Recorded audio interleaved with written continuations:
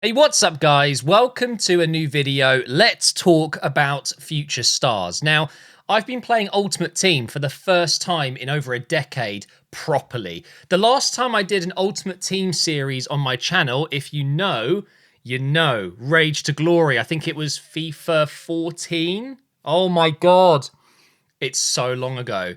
And with the Future Stars promo coming out tonight, I thought I'd talk about my selection of future stars. As you can see on screen right now, actually it's this side, isn't it? Nwaneri has to be featured in this. Now, of course, we're going to get Team 1 tonight, and then Team 2 will come at a later date. Some of these players that I talk about, I've got 10 players that I want to go through. They might feature in the next team. Some of them might be a surprise tonight. But if you're interested in my thoughts on some of the best young players in the world, then this is the video for you. Now, I don't normally do Ultimate Team content. I am starting a series very soon, so hopefully you guys are excited for that. I would like to try getting into Ultimate Team a little bit more. So, Nwaneri, absolutely incredible young player. Would he be a cam or a right wing? That's the question here. I've gone with cam, and I've given him incisive pass and finesse shot, but this is the only time I'm going to mention the playstyle plus. I kind of added them for fun, and the stats are obviously just made up. But the reason I think Nwaneri deserves it is because in terms of young English talent coming through Arsenal, we've had the likes of Lewis Skelly this season as well. Saka, obviously, and Ketia, Reece Nelson. But this boy right here, Nwaneri, just, made a Champions League start for the first time in his career this week and scored. Absolutely unreal player. I think he could get much higher than 88, actually. I think his potential is very, very high. Definitely deserves to be a future star. He already is a star in the making. It's not like a question at this point. How many minutes is he going to get at Arsenal in the next few seasons? It's only a matter of time before he is a starting player. I think give it maybe 2 years max, and he will be in the first team almost every single game. And I think he will end up being a bit more central. If you think Arsenal play with a midfield 3, I think he could be on that right or that left side, basically as a number 8/number 10. Basically, with what Ødegaard does. But Arsenal's right side with Saka and Nwaneri sorted for life. Nwaneri just simply has to be in the Future Stars promo. Up next, we are going to talk about another right-sided player, and a player that I've used, obviously, in career mode, but also I've been watching in real life. He is linked with Manchester United right now. Isn't that weird? It's almost as if Amorim has gone to a new club and said, there's a few players that we had at my last club, and he was very good. Quenda could be moving for less than 40 million, so it's an absolute no-brainer if you ask me. And definitely one to look out for. Again, the play styles and the stats I've given him are just kind of roughly what I would expect to see. But Quenda has to be one of the best young players, one of the best young promising players. And he will get a big move. And actually, I'll be fair, I think Manchester United could be a really good call for him. I mean, why not? He knows the manager. He knows the system already, the 3-4-3. It really wouldn't surprise me if this happens. Manchester United already signing a left-sided wing-back. Is it Dorgu? And now they're clearly looking for that right-sided, not wing-back per se, because Quenda can play as a winger as well, like an actual out-and-out winger.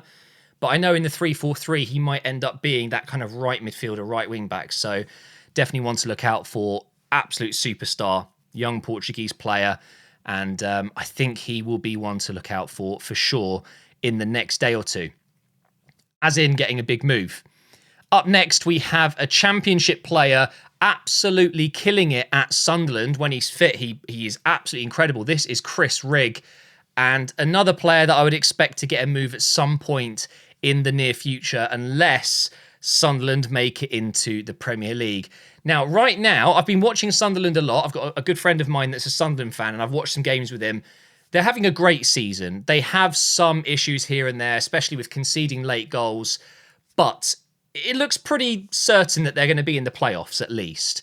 If Sunderland can get back into the Premier League, which I really hope they can, I think it would be an amazing, amazing thing to happen for the Premier League to have Sunderland back. great stadium, great club. Rigg will be a big reason that they would stay in the Premier League because he's a player that is developing rapidly, and it wouldn't surprise me if he signed up, he stayed for the project. If Sunderland don't get promoted, I think Rigg will end up playing for a Brighton or a Crystal Palace or something like that. He has great potential. He's played for, I think he's played for the under 16s and the under 17s for England, maybe even the under 18s as well. He's going to be definitely a future star. He already is doing very well. And Sunderland is a great club for him to flourish at. Up next, we have João Neves, and you'll notice in this list, there are obviously some players that everyone knows and maybe a couple of players that maybe not everyone would have heard of. But these are all players that I've watched a lot. And whenever I've watched PSG this season, this guy, oh my God. Is he a DM or is he a centre mid? I don't know. Who cares at this point? He's just an incredible player and just another Portuguese player that's coming through the ranks, and similar to a lot of English players that will feature in this video and already have featured. There just seems to be a good generation coming through. João Neves is just, he has everything. Absolutely everything in his game. And shirt tucked in. Is he number 87 as well? Some random number. He's just quality. He just oozes class. And PSG signed themselves an absolute gem of a player for sure. Back to the Premier League now, and we have, I think, one of the most exciting centre-backs in world football. There's two Spanish centre-backs that I'm going to feature in this video. He's the first of the two. Can anyone guess who the second one's going to be? But 6'5", so great in the air. He's not the most physical player, but this Future Stars promo is obviously looking into the future at what these players could be. And if he was able to bulk out a little bit, he's still young, he could be an absolute beast, an absolute animal. Really good on the ball, great passing. And for Bournemouth, he's been doing so well. It really wouldn't surprise me if he ends up moving as well. And that's unfortunately what happens with great young talents. If they're not at the big clubs already, there's always that risk that they'll end up moving. Unless the clubs they're at, I mentioned it with Rigg and now I'm mentioning it here, if they continue to do well, because Bournemouth have been absolutely incredible this season, one of the best teams at the moment despite all of their injuries, then I don't see why they can't hold on to these kind of players. But he could get big money. The fact he's Spanish as well always makes me think, Real Madrid, Barcelona. He could end up moving to one of the biggest and best clubs. Excuse me, I'm still struggling with my cough. Great player. And I mean, again, 6'5" means he's very, very good in the air.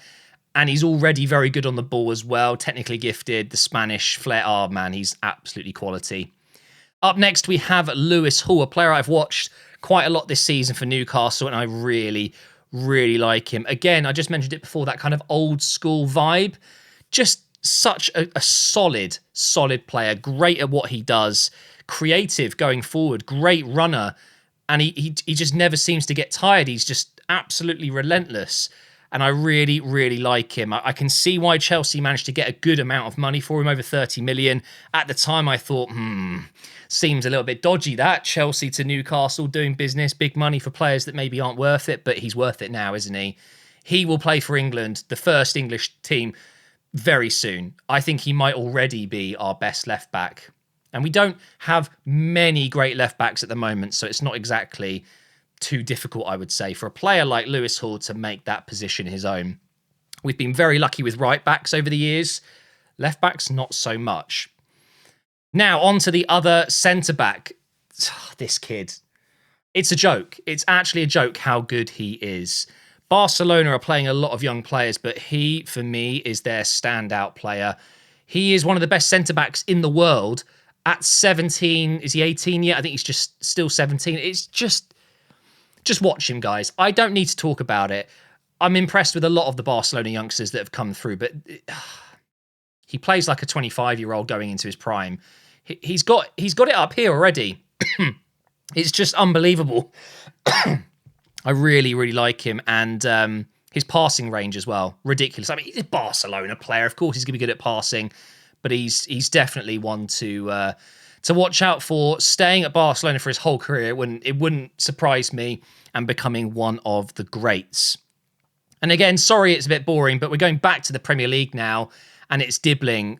The amount of times I've watched him down that right side. He's basically one of the only positive things that I see when I'm watching Southampton.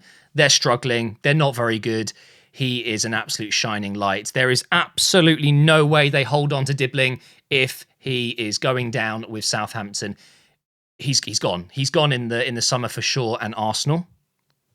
I'm just saying we need an understudy to Saka. And if Nwaneri isn't going to be a right winger, out and out right winger, and plays more central, this is the guy. This is the guy. Over to the other side now, left side, we've got Nusa. I've watched him maybe 3 or 4 times this season. Now, I'll be honest, RB Leipzig have been stinky in Europe, terrible in the Champions League, but I think we can all agree that Nusa looks to be an absolute gem. What a player. And by the way, RB Leipzig just made the Xavi Simons loan permanent. I would argue that Nusa has a higher potential. I really believe that. Norway have some outstanding young players coming through, don't they? But Nusa, fantastic. And I cannot believe I'm going to end on this. A Tottenham player. But I have to say, I haven't really taken notice of Tottenham in the... they're in the Europa League, right?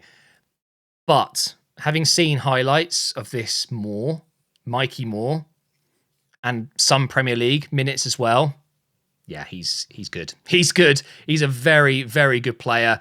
And just another one that's coming through the ranks in the England setup. And it wouldn't surprise me if he breaks into this Tottenham team a little bit more, especially with all the injuries they've got. Superb player. But if there's one on this list that deserves the biggest shout out, it's Nwaneri. I love this kid. I'm going to stop now because I'm already starting to struggle. Quick little update. If you watched my vlog recently, you'll know that I'm still struggling with whatever I've got. I've been on antibiotics for a few days now, and I think they're starting to make a bit of a difference. So I'm really hoping I can start this Ultimate Team series next week, maybe on Monday. We'll see. But fingers crossed this weekend I'm able to stream and recover a bit more, and then we'll get cracking. And for those of you wondering what the series is going to be, I'll be putting some hints out over the weekend. It's going to feature Arsenal, past and present, and the series it's going to be called either Gunners to Glory or Gunning to Glory. Haven't decided yet, so get your comments in.